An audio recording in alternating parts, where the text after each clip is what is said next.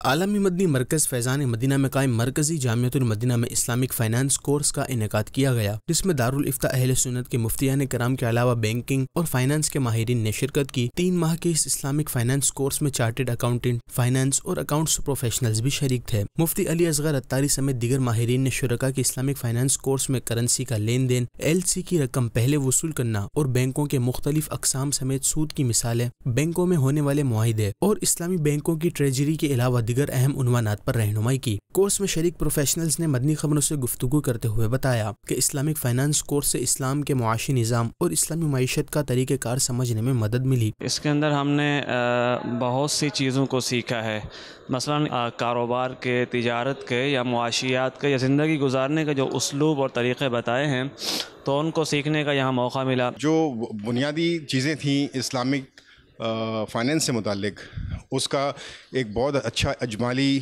جو ہے وہ رخ ہمیں دیکھنے کو ملا۔ کورس کے جو راز و مقاصد ہیں وہ پریکٹیکل لائف میں بہت زیادہ جو ہے ہمارے لیے سود مند اور فائدہ مند جو ہے نا ثابت بھی ہو رہے ہیں، اور آگے کی جو ہماری پریکٹیکل لائف ہے اس میں مزید جو ہے ہمیں ہیلپ فل ثابت ہوں گے۔ مفتی علی اصغر صاحب سے جو ہم نے سیکھا ہے 3 مہینے میں کورس میں، تو اس سے ہمیں بڑی خوشی ہوئی ہے اور سیکھنے کو بہت کچھ ملا ہے۔